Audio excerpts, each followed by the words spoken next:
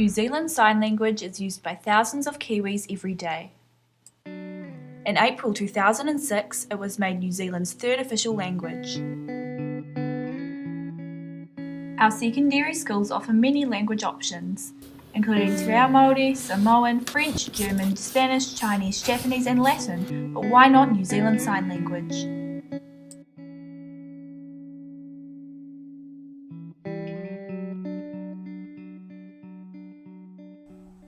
New Zealand Sign Language is an official language of New Zealand, well, one of them.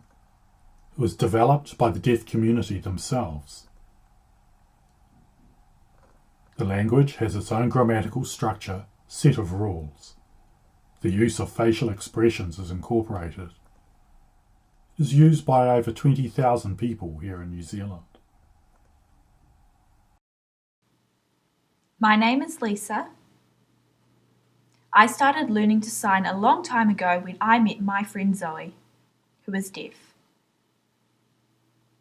I wanted to study NZSL in high school, but I was shocked to realise that, while NZSL is an official language, it is not a language option. There are lots of reasons why teenagers should be learning to sign. I made it my mission to find out what was going on to get NZSL offered in high schools, so I spoke to an advisory team member of the NZD Cell Project. The project has been developed by the Ministry of Education to introduce NZSL as a subject for NCEA in high schools, initially at level 1 and 2. And to do that, they've of course had to consult with people in the language community as well as NZQA.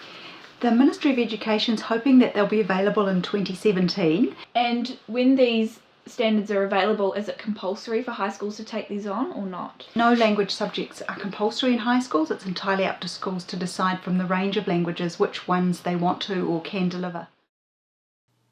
Here's why principals should make NZSL an optional subject in their schools when it is available.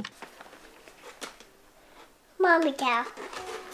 I think offering NZSL in high school is really important because it's an official language in New Zealand, and because for kids like Nico who are deaf, having their language offered in schools means that other kids will be learning it, other kids can communicate with them, it normalises the language a bit more so that they're not the only ones at the school who are signing but other kids are signing with them.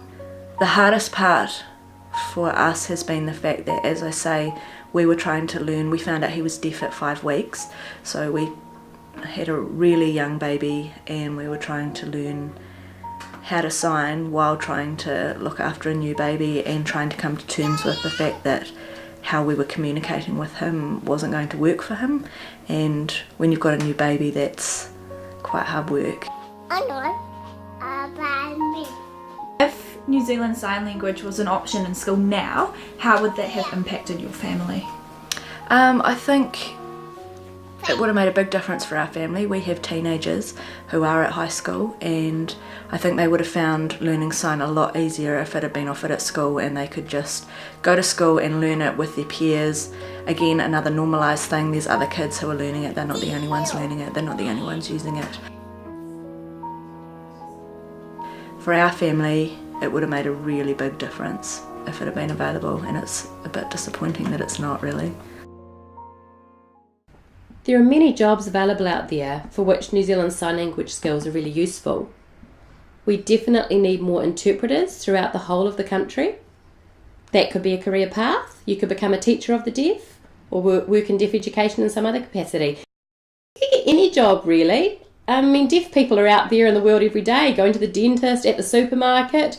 If you were to meet a deaf person on the street, you'd be able to sign with them. It's really helpful.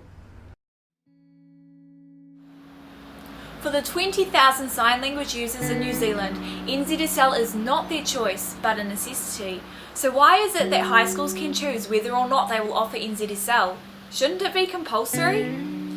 Please make New Zealand a place where we can communicate with one another.